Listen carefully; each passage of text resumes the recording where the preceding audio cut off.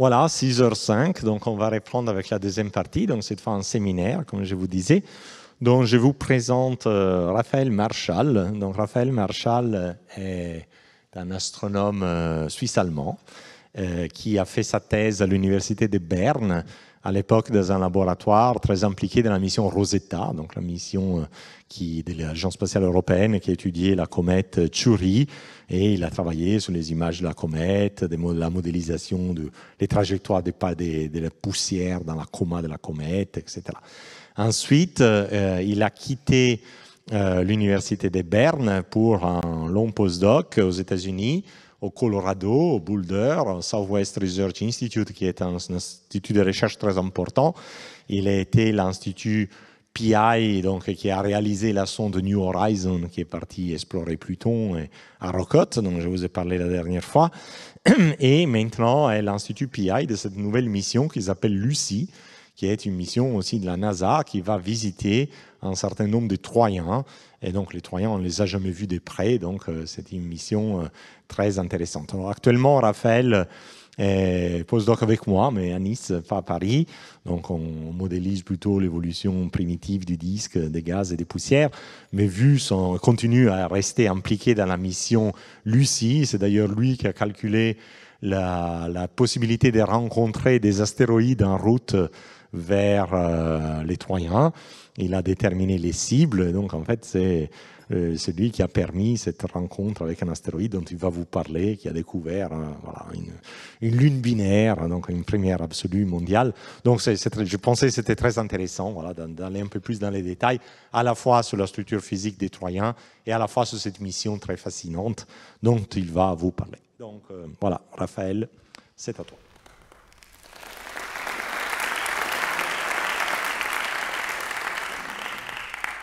Merci beaucoup pour l'introduction et bonsoir à tous et toutes. C'est un grand honneur d'être ici avec vous aujourd'hui et merci aussi pour rester ici pour cette deuxième heure de conférence. Aujourd'hui, j'aimerais vous en dire un peu plus d'une population particulière de petits corps dans notre système solaire. Ce sont les Troyens de Jupiter et comme le professeur Mobilier a déjà dit, je suis également membre de l'équipe scientifique de la mission de Lucy et donc je suis heureux de vous en dire un peu plus de cette mission aujourd'hui. Mais avant de rentrer dans les détails, je voudrais vous rappeler un peu la structure de notre système solaire. Nous avons les 4 planètes géantes et gazeuses avec Jupiter, Saturne, Uranus et Neptune. Et puis en système solaire interne, nous avons les 4 planètes telluriques avec Mercure, Vénus, la Terre et Mars. Et en plus de ces 8 planètes, maintenant nous connaissons un peu plus de 1 million de petits corps. Et ces petits corps se trouvent dans différents réservoirs. Certains sont stables, des autres sont transitoires. On commence avec un réservoir entre Mars et Jupiter. Là, se situe la ceinture principale d'astéroïdes. Ensuite, il y a les Troyens de Jupiter, dont nous parlerons plus aujourd'hui. Puis, entre Jupiter et Neptune, nous avons les Centaures. C'est une population transitoire. Et au-delà de Neptune, on trouve la ceinture de Kuiper et les objets transneptuniens qui ont été déjà introduits, je pense, la semaine passée. Et je veux aussi dire que les Centaures, ils sont, comme j'ai dit, une population transitoire qui viennent du disque dispersé de la région transneptunienne et certains de ceux finissent par évoluer en comètes. À ce jour, nous avons visité plusieurs de ces petits corps. Ils variaient énormément en taille, allant de plusieurs centaines de kilomètres jusqu'à plusieurs centaines de mètres. Les comètes ici sont généralement quelques kilomètres en diamètre. Nous avons aussi un objet de la ceinture de Kuiper appelé Arrokoth ici. C'était visité par la sonde New Horizons et c'est un membre du population classique froide. Mais tous ces objets ici, tous ces petits corps ici sont considérés des reliques du formation des planètes et comme ça nous pensons qu'il a des informations critiques pour comprendre comment notre système solaire a évolué. Une autre chose que vous remarquez ici est qu'il n'y a pas de Troyens dans cette galerie. Ce sont les seuls corps que nous n'avons pas encore visités avec une sonde spatiale. Mais donc la seule population que nous n'avons aucune image haute résolution. Mais cela changera au cours des 10 prochaines années. Aujourd'hui, je vais d'abord vous expliquer ce que nous savons jusqu'à présent du Troyen du Jupiter. Ensuite, je décrirai un peu la mission de Lucie et ses cibles troyennes. Lucie a vraiment une trajectoire extraordinaire qui nous permet de visiter 8 Troyens et 2 astéroïdes en une seule mission. Et enfin, je vous montrerai quelques premiers résultats, et particulièrement ceux du récent survol de l'astéroïde Dinkelmesh. D'accord, commençons par ce que nous savons actuellement sur les Troyens de Jupiter. Tout d'abord, parlons des orbites. Dans cette animation ici, vous pouvez voir Jupiter et les Troyens dans un référentiel inertiel à gauche. Et à droite, je vous montre la même chose, mais dans une référentiel en corotation avec Jupiter. Donc, nous compensons ici le mouvement de rotation de Jupiter. Et comme ça, c'est un peu plus facile qu'est-ce qui se passe. Vous voyez que les Troyens orbitent autour du Soleil en même temps que Jupiter, et cela s'explique parce qu'ils sont en résonance 1 à 1 avec Jupiter, un concept que le professeur Morbidelli a déjà introduit aujourd'hui. Et les Troyens se trouvent dans 2 groupes autour les points de Lagrange L4 et L5. Et dans le référentiel de corotation de Jupiter, c'est aussi plus facile d'observer comme les Troyens oscillant autour de les points de Lagrange. Et cette période de libration, c'est en ordre de 150 ans. En regardant un peu plus près des éléments orbitaux, et ici je vous montre l'amplitude de libration, et vous pouvez considérer comme la variation du demi-grand axe par rapport de l'orbite de Jupiter. Et ici, vous voyez aussi les inclinations propres des Troyens.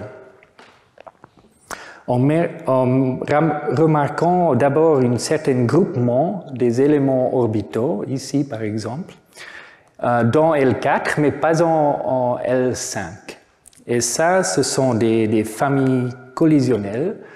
Le plus grand, c'est la famille de l'Uribade ici, mais vous voyez aussi des autres petites familles ici, par exemple.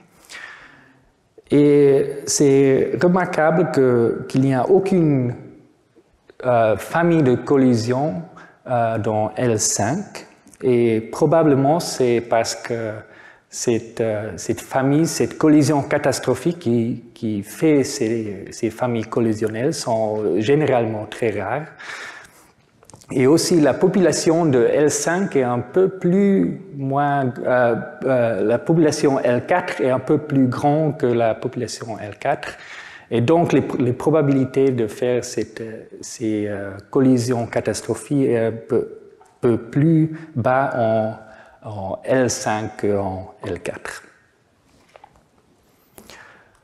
La deuxième chose à noter sont les grandes inclinations allant jusqu'à 30 degrés ici. Et si on vu ces inclinations si élevées, c'est très surprenant. Et pourquoi?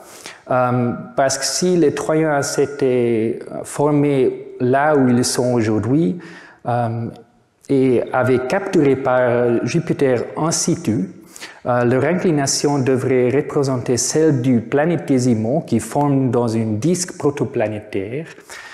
Et dans ce cas, le disque de gaz réduit toutes les inclinations. Et donc, les valeurs typiques pour les inclinations dans ce cas sont entre 2 ou 3 degrés. Mais ce n'est pas ce que nous observons. Il en va de même si on considère aussi la migration des planètes dans la disque protoplanétaire à cause de l'interaction avec la disque gazeuse. Vous pouvez voir cette migration dans ce modèle de Pirani. Et dans leur modèle, les Troyens sont capturés lorsque Jupiter migre de 18 unités astronomiques juste à son position actuelle à 5 unités astronomiques. Mais même dans ce cas-là, vous voyez que les inclinations de ces modèles en bleu ici sont faibles et ne sont pas du tout comme la distribution des inclinations qu'on observe ici en gris.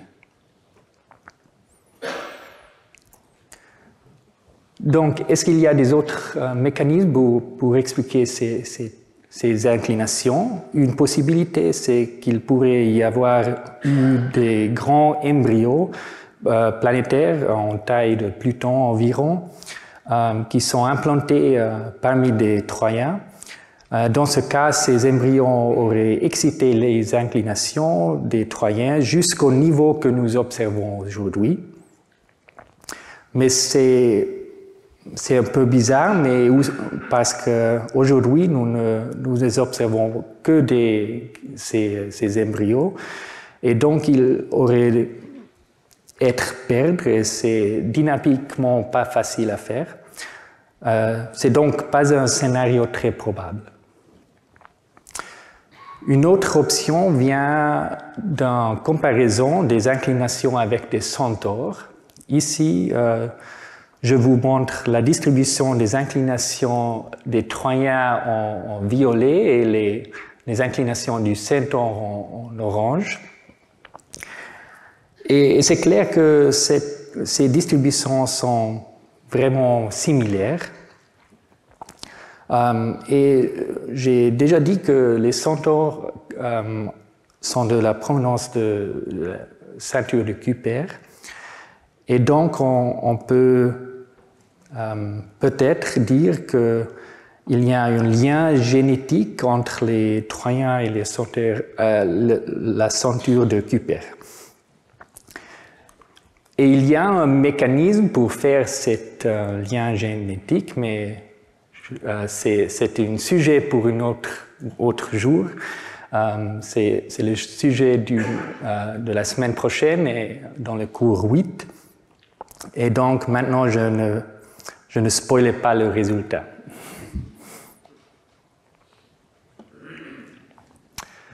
Regardons maintenant les spectres des surfaces du Troyen. Ici, vous pouvez voir deux spectres représentatifs du Troyen, dans le visible et le infrarouge proche. La plupart du temps, ces spectres de Troyen sont assez uniformes et sans bandes caractéristiques.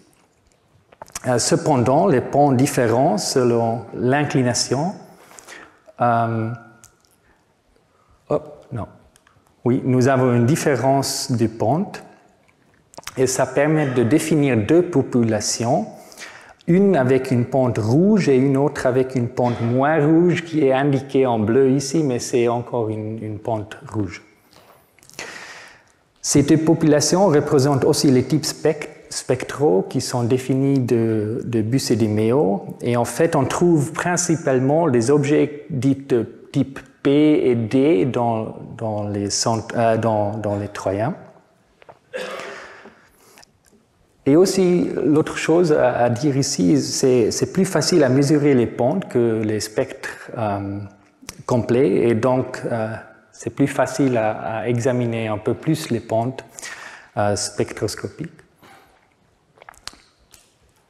Si nous faisons ça, ici vous voyez un histogramme de la pente spectrale et nous voyons que les Troyens suivent une distribution bimodale et on définit ces deux populations, une qui s'appelle la population rouge et l'autre la population moins rouge.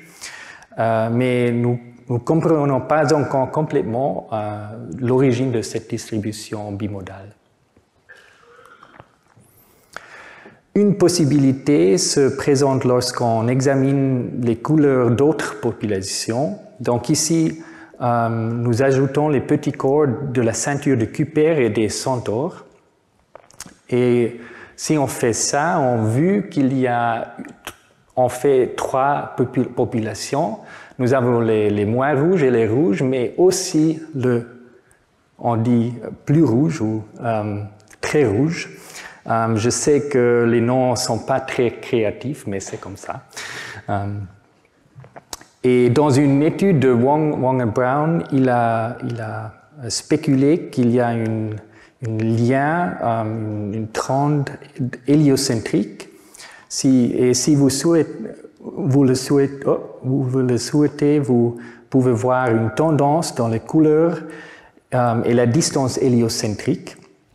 On commencera avec les couleurs de ceinture de Kuiper, puis se rapprochant du Soleil, les couleurs se deviennent plus bleues et en déplaçant ici en gauche sur ces graphiques.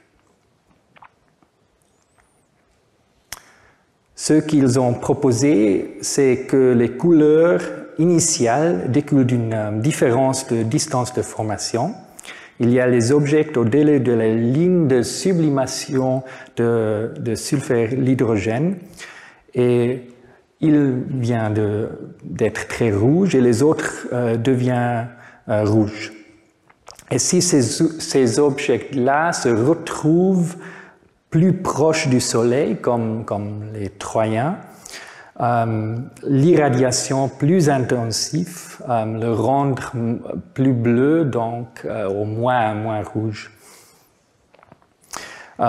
Pour des objets qui sont dans la ceinture de Kuiper, rien ne change pour les couleurs. Il y a aussi des processus avec des collisions qui peuvent modifier ces couleurs.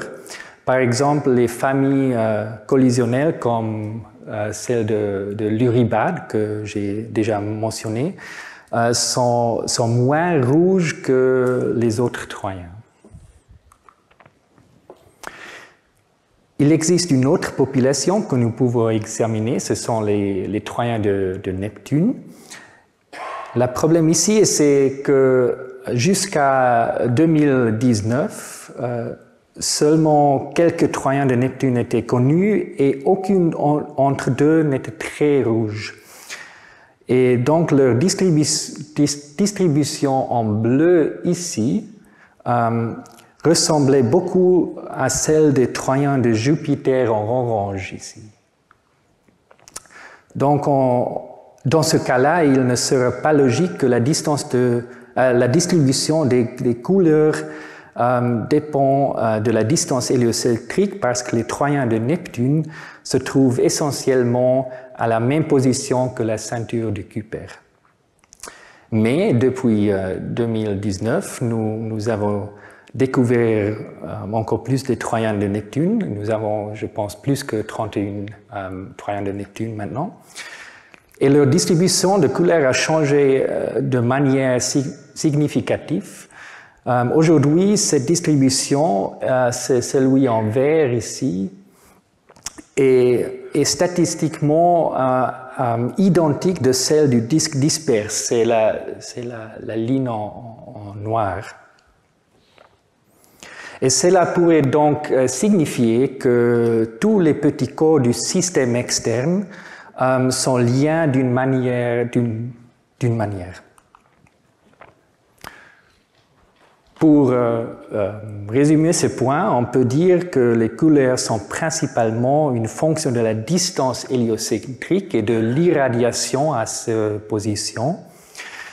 Le disque disperse a la distribution bimodale d'origine avec des objets rouges et très rouges. Et cette distribution est héritée par les Troyens de Neptune. Puis la distribution des centaures est légèrement décalée vers le bleu parce qu'il se rapproche du Soleil. Enfin, les couleurs des Troyens de Jupiter sont les plus décalées vers le bleu car ils ont passé des milliards d'années beaucoup plus proches de la Soleil. Ensuite, nous pourrons regarder à quel point ces objets sont lumineux ou sombres. Et cela, c'est quelque chose mesuré par l'albédo, qui représente en fait la fraction de lumière reflétée par l'objet. Un objet blanc qui reflète toute la lumière a une valeur de 1 ou 100%. Et un objet noir qui ne reflète aucune a une valeur de 0. Nous voyons ici que les Troyens sont généralement très sombres et ne réfléchissent qu'environ 7%. Pour comparaison, de nouveau asphalte a une albédo de 4%. Notre Lune a une albédo de 14%. Et la Terre est à 43%. Donc, les Troyens sont vraiment très sombres. Et nous n'avons pas beaucoup de mesures pour des objets transneptuniens, mais pour ceux que nous avons, ils sont généralement cohérents avec la distribution des Troyens du Jupiter. Et ce n'est pas du tout le cas pour les astéroïdes. C'est vrai, il y a une population sombre, mais une grande part, une subpopulation significante existe qui est bien plus lumineuse avec des albédos entre 15 et 50%.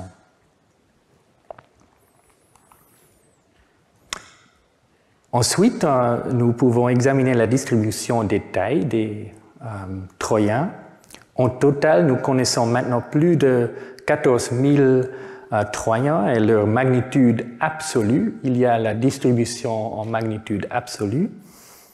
Et pour les 2000 plus grandes d'entre eux, nous connaissons également le diamètre. Alors ici, c'est la distribution en diamètre.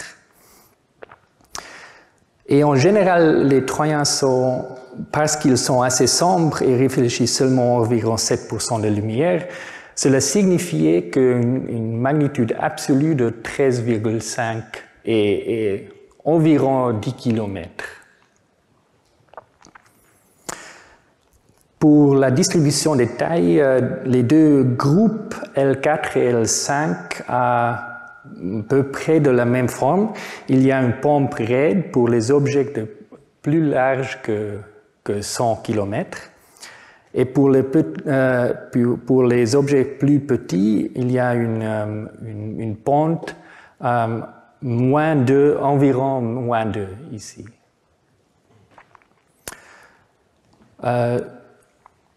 Je veux aussi dire que cette pente-là ici, ce n'est pas réel.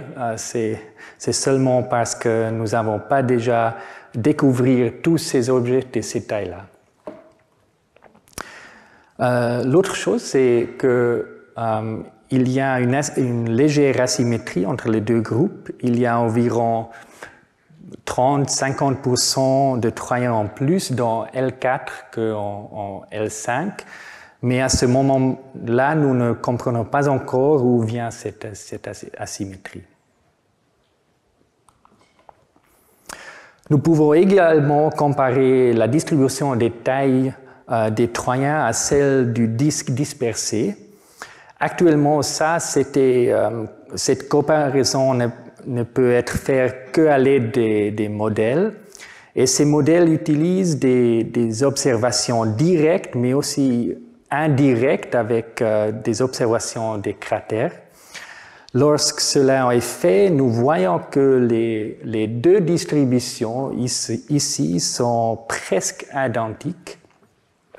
Et je dois également mentionner que cette distribution n'est pas une distribution générale.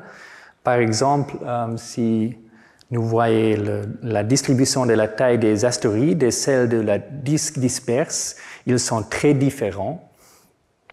Et donc, le fait que les distributions des tailles des Troyens et du disque disperse sont essentiellement identiques suggère de plus un lien génétique entre la ceinture de Kuiper et les Troyens de Jupiter.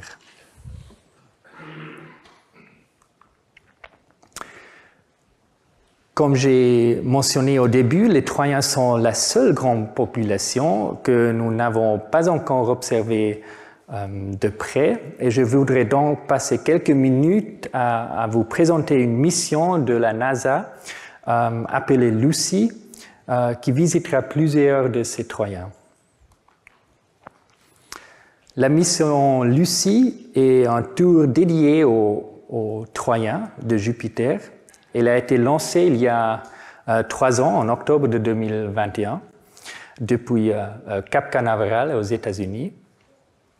Et la mission comporte 2 survols d'essai, un l'année dernière et l'autre l'année prochaine. Et entre 2027 et 2033, il y aura 5 rencontres avec des Troyens.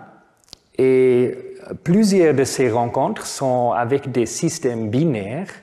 Et comme ça, nous observons un total de 8 Troyens. Et pour donner un peu plus de contexte, en regardant l'histoire de l'exploration des astéroïdes, nous pouvons voir que ces dernières décennies, il y a 7 missions qui ont visité 9 objets dans la ceinture principale des astéroïdes.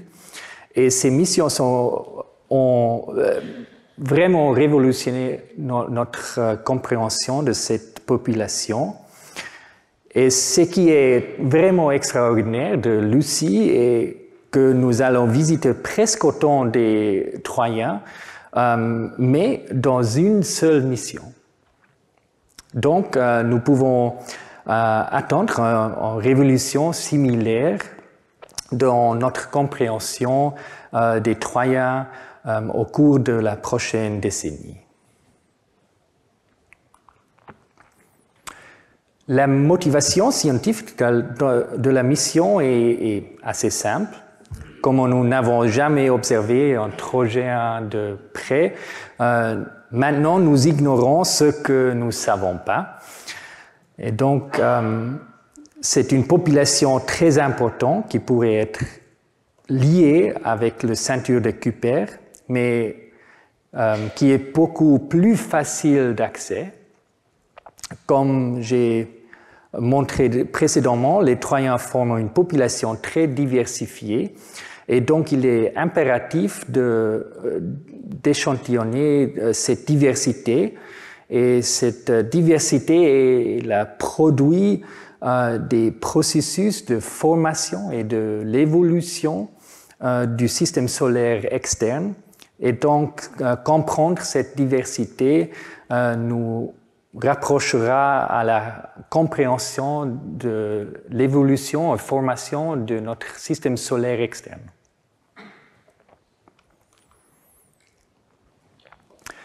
Pour moi, la trajectoire qui rend tout ça possible est vraiment incroyable, je pense.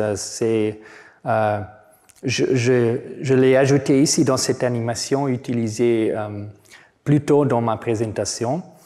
En particulièrement, j'aimerais bien comme la trajectoire apparaît dans cette référentielle corotation de Jupiter. Je pense que je laisse encore quelques secondes pour le voir encore une fois.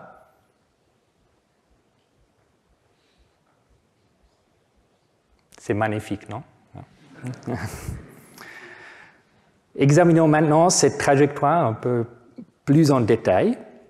Et dans les prochaines slides, je vais vous présenter les étapes clés de la mission. Les cibles de Lucie sont en gris ici. Nous commencerons par le lancement en 2021, qui a placé Lucie sur une orbite d'un an très proche de la Terre. Et après presque exactement d'un an, Lucie était revenue vers la Terre pour une assistance gravitationnelle terrestre. Et cela a augmenté l'énergie de son orbite et placé Lucie sur une orbite plus excentrique avec une période de 2 ans. Cette orbite nous a menés au bord de l'intérieur de la ceinture principale des astéroïdes, où nous avons eu notre premier test de rencontre avec un astéroïde. Et je reviendrai sur cette rencontre plus tard dans cette présentation. Encore une fois, maintenant, Lucie est en route vers la Terre, où dans seulement un mois, nous aurons notre deuxième assistant gravitationnel terrestre. Et avec cet assistant gravitationnel terrestre, ça nous donnera encore plus de l'énergie pour atteindre les Troyens de L4. En direction des Troyens, nous traversons de nouveau le ceinture d'astéroïdes principal et rencontrons notre deuxième astéroïde test appelé Donald Johanson. Cette rencontre aura lieu au printemps prochain. La trajectoire nous mènera ensuite vers les Troyens de L4, où nous aurons 4 rencontres rapprochées. Nous verrons d'abord l'Uribad. J'ai déjà mentionné cet objet parce que c'est le plus grand de la famille collisionnelle d'Uribad, et qui possède aussi un petit satellite qui s'appelle Keta. Ensuite, nous verrons un Troyen de type P appelé Polymele, qui est aussi un satellite pour l'instant surnommé Sean. Puis, nous rencontrons un Troyen de type D appelé Lucus. Lucus est spécial, il a une rotation très lente. Il met plus de 18 jours pour effectuer un tour complet. Et ensuite, nous verrons un autre type D appelé Horus. Nous quitterons la groupe des Troyens de L4 pour revenir vers la Terre pour une troisième assistance gravitationnelle terrestre qui aidera à cibler la prochaine rencontre avec les Troyens du L5. Cet assistant gravitationnel modifiait légèrement notre argument du périel qui nous permet d'atteindre les Troyens du L5. Et là-bas, nous rencontrons un système binaire très spécial composé de 2 composants de 100 km de diamètre chacun. La mission prendra officiellement fin à la fin de 2033, après avoir observé au moins 8 Troyens et 3 astéroïdes. Maintenant, je vais donner un peu plus d'informations sur certaines des cibles et commençons par Uribad. J'ai déjà mentionné plusieurs fois aujourd'hui qu'il qu'il y ait un membre d'une famille collisionnelle, et l'Uribad, avec un diamètre d'environ 65 km, est le membre le plus grand. À droite, ici, vous voyez la distribution des tailles de l'Uribad en bleu. Et cette distribution est absolument typique d'une distribution d'une collision catastrophique. Lorsque nous comparons cela d'une simulation, d'un impact en noir ici, on voit que ces deux distributions sont presque identiques. Les paramètres de cette simulation sont intéressants parce qu'ils nous disent que le Troyen original a une taille de 100 km et était impacté par un objet avec 35 km. De plus, des modèles permettront d'estimer quand cette collision s'était produite. Et je sais bien que l'incertitude sont grandes, mais cette collision s'est produite entre 1 et 3,5 milliards d'années. Autant que nous sachions, cela fait l'Uribad le cible le plus jeune de notre mission.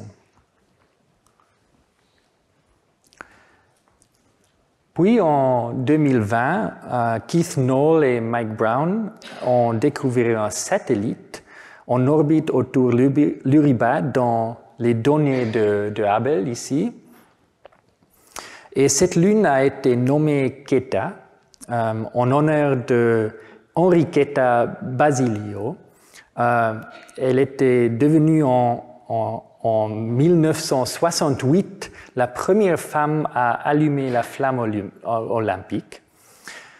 Et Quetta est revenue à Quetta, la Lune, mesure environ 1 km en diamètre et est située environ 2300 km de l'Uribad.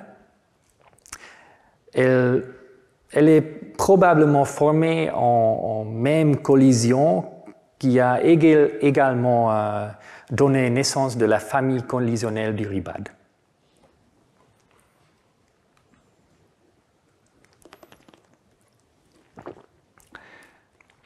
Ensuite, quelques mots sur Polymele. Une méthode pour étudier la forme des astéroïdes consiste à observer des occultations. Et c'est lorsqu'un astéroïde passe devant une étoile et bloqué pour un moment la lumière de celle-ci. Et en connaissance de la vitesse de l'orbite de l'astéroïde et en mesurant le temps pendant lequel l'étoile est occultée, on peut calculer la taille de l'astéroïde. Et cette mesure en général est effectuée par plusieurs télescopes et chacun produit une ligne dans cette graphique ici. Et donc ici, c'est une graphique que je vous montre les résultats d'une campagne de l'occultation de 2022. Et premièrement, on voit que Polymele ici est pas du tout sphérique, mais ressemble plutôt, je ne sais pas, à une pomme de terre peut-être. Et la deuxième chose à remarquer est également un second objet ici, qui en effet est en lune environ 5 km, en orbite autour de Polymele. Et pour l'instant, nous ne connaissons pas l'orbite exacte de cette lune. Et ça, c'est nécessaire pour lui donner un nom officiel. Mais pour le moment, officieusement, nous l'appelons Sean.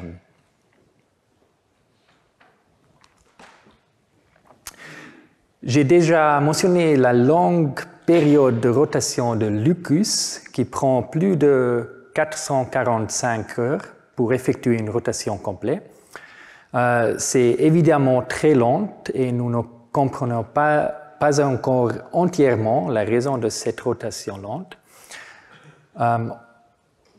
Aussi en raison de la haute vitesse du survol de Lucie, ça signifie que nous ne verrons qu'un peu plus de la moitié de la surface de Lucas. Mais ce sera vraiment un objet très intéressant à observer parce que les occultations ont révélé une forme très irrégulière. Et vous voyez par exemple ici, pour certains profils, nous avons un profil très angulaire.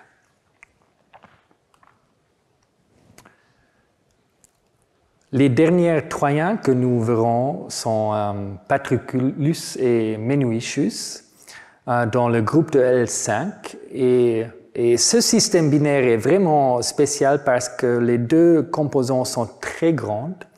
Chacun a un diamètre d'environ 110 km. Et vous pouvez même les voir en orbite l'un autour de l'autre ici dans ces observations du télescope de Hubble et dans cette animation ici.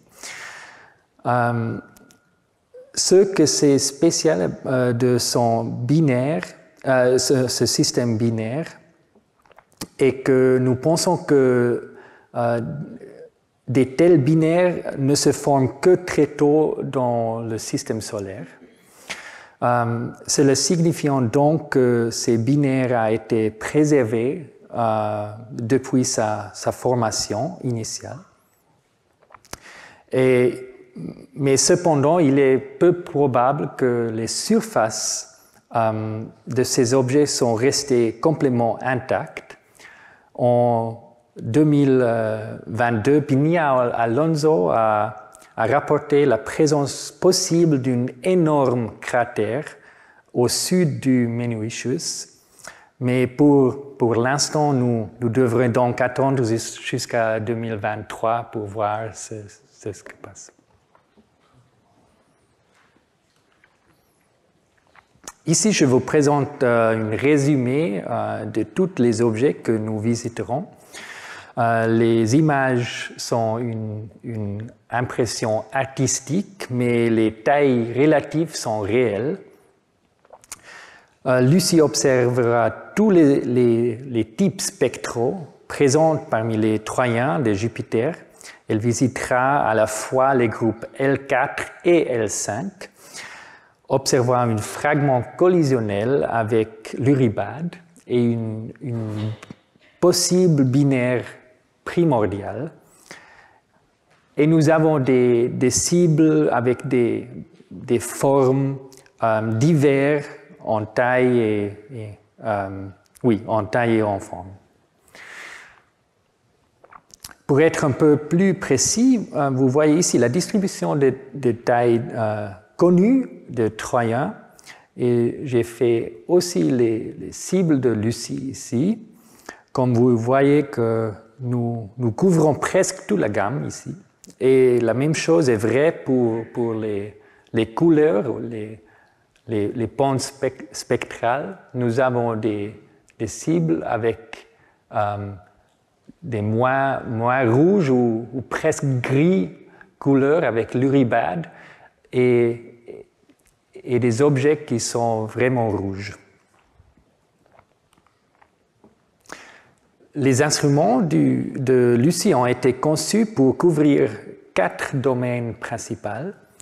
La première, c'est la géologie de la surface, y compris les cratères assez petits que 30 mètres.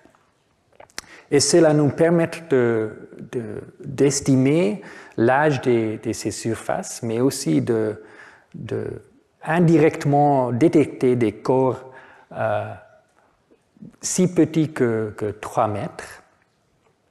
La deuxième, c'est la couleur et la composition de la surface et peut-être de la détection des glaces sur la surface de ces trojans. La troisième, c'est les intérieurs. On mesure les masses, les volumes et les densités. Et l'objectif final, c'est la détection des satellites supplémentaires ou des anneaux. Et tout cela est rendu possible grâce à 5 instruments. Nous avons LORRI, c'est une caméra haute résolution dans le domaine visible, ici. C'est une caméra qui a également été utilisée dans la sonde de New Horizons.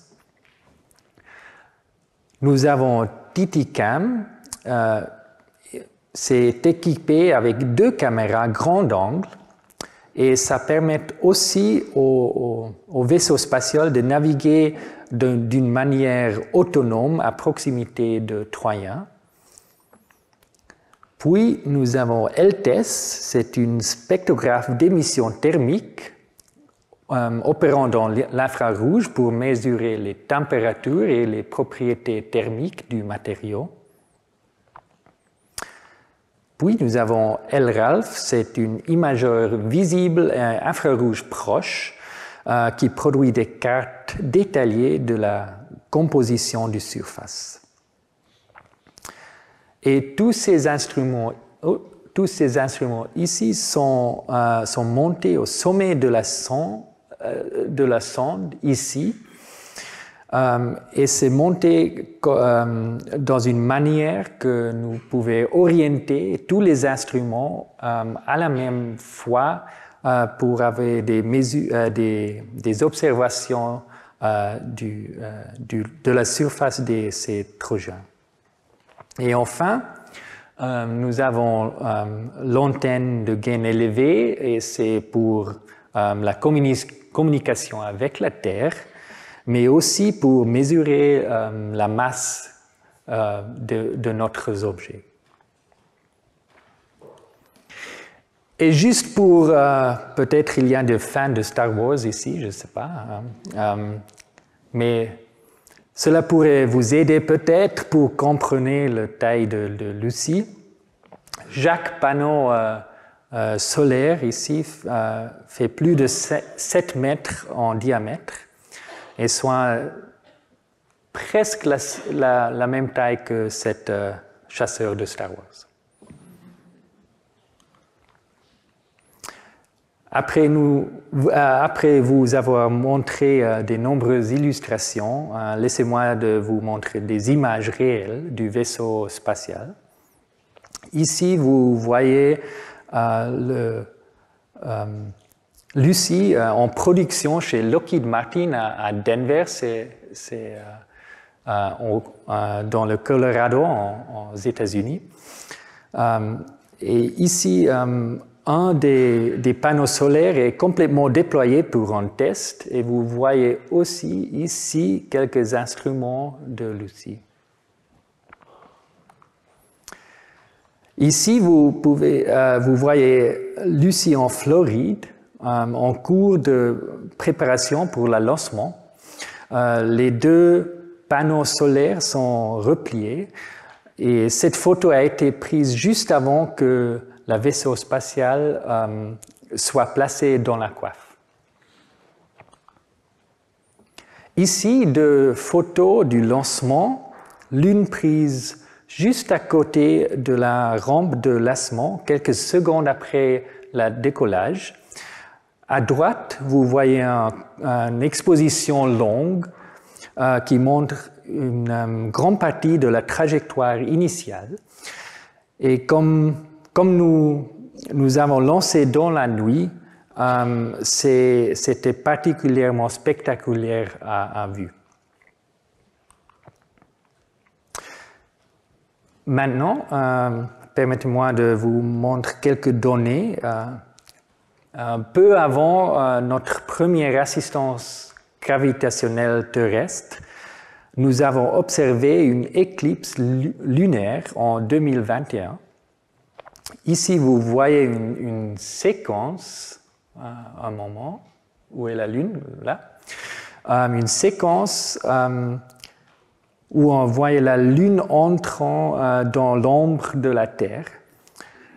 Et pour ma connaissance, c'est la première fois qu'on observe une éclipse lunaire avec à la fois la Terre et la Lune dans la même image.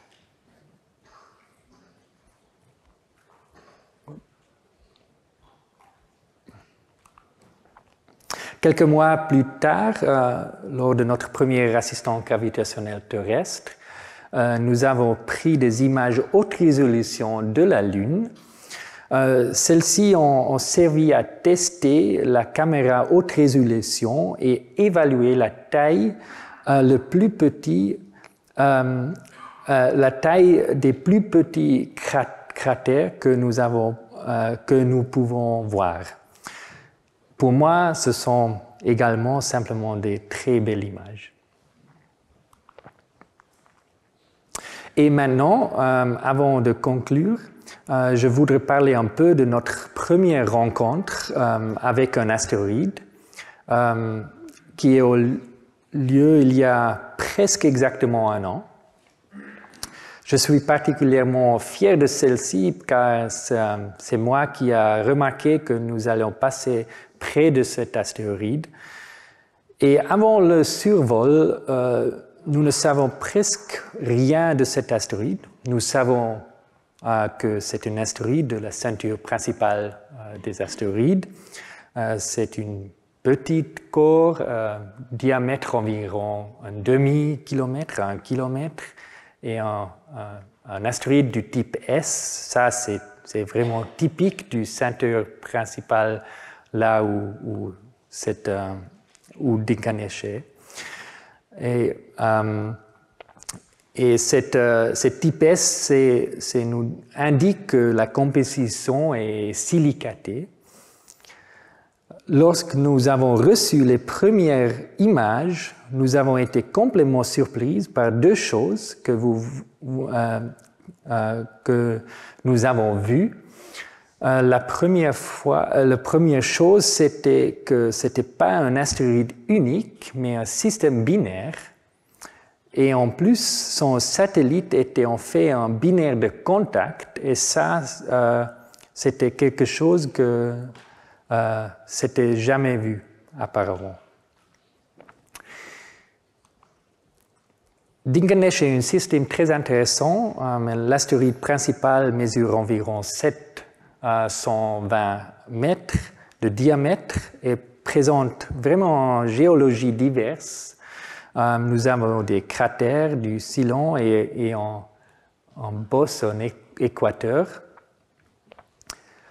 Selam, la lune de Dinganesh, a deux composants. Chacun mesure environ 200 mètres de diamètre. Et la séparation entre Dinganesh et Selam est environ 3 km, ce qui donne une période orbitale environ de 52 heures. Le fait de découvrir ce type de système complexe me dit que ça signifiait qu'ils sont courants dans le ceinture principale d'astéroïdes. Sinon, je pense que nous aurons été très chanceux.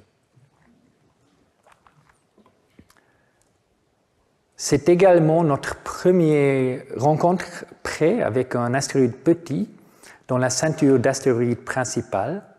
Jusqu'alors, nous avons visité que des petits astéroïdes qui s'approchent de la Terre, des astéroïdes Near-Earth Asteroids. Donc maintenant, nous avons l'opportunité de comprendre quelles sont les différences entre les deux populations, celle des astéroïdes proches de la Terre et celle de la ceinture principale. Il faut aussi garder à l'esprit que Dinganesh et aussi Selam peuvent être impactés par des autres astéroïdes de la ceinture principale des astéroïdes. Et si l'énergie de l'impact est suffisante, Dinganesh ou Selam peuvent être détruits. et leur destruction dépend de l'énergie de l'impact, mais aussi de la résistance du matériau. Plus le matériau est résistant, plus le système peut survivre longtemps. Et donc en droite, je vous montre la probabilité de survie en fonction de deux hypothèses sur les propriétés de matériaux. Le matériau utilisé pour les lignes violettes est très résistant et qui signifie que le système peut survivre des centaines de millions d'années. Mais si nous utilisons un matériau plus réaliste pour les astéroïdes du type S, la demi-vie est seulement 15 millions d'années, et ce qui est très, très court à l'échelle astronomique. Cela signifie que le système d'Inganesh est relativement jeune. Cela implique également que ces petits systèmes binaires sont fréquents dans la ceinture principale d'astéroïdes ou que la formation de tels systèmes binaires de petits astéroïdes est très efficace. La manière dont ces systèmes se forment reste une question ouverte. Une possibilité est que l'astéroïde tourne plus en plus vite jusqu'à un moment d'atteindre la limite de rupture du matériau. À ce moment-là, le matériau se fragilise et l'astéroïde perd du masse. Une quasi-disque se forme, mais ce disque est gravitationnellement instable. Immédiatement, des petits amas commencent à se former et ils peuvent éventuellement se ôter pour former une lune. Et ceci est un exemple tiré d'une simulation d'un collègue, Harrison Agruza, je pense qu'il est là aujourd'hui. Et dans ce cas, la lune se forme très près de l'astéroïde principal. Mais au fil du temps, les marées et d'autres processus peuvent le faire migrer loin du corps principal. Et en ce cas-là, le système ressemble beaucoup à ceux de Dinganesh. Enfin, c'est que le début pour Lucie et aussi l'exploration des Troyens.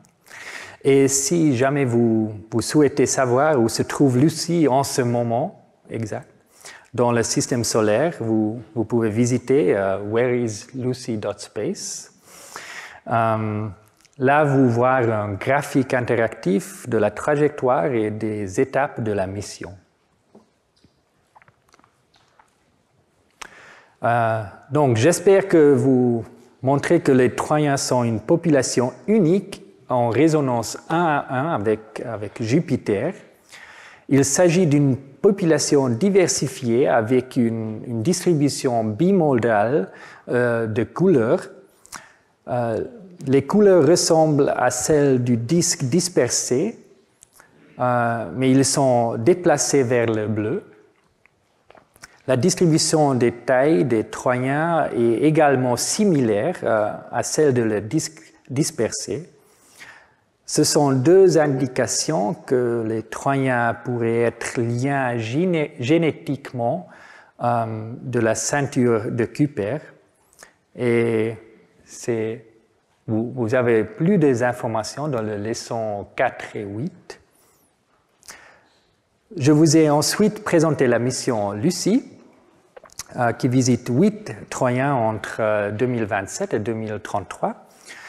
Les cibles couvriront toute la diversité de Troyens.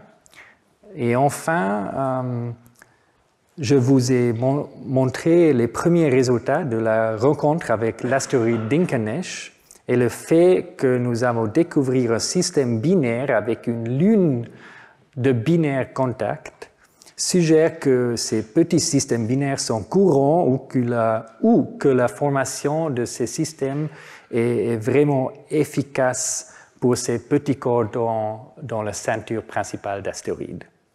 Merci beaucoup.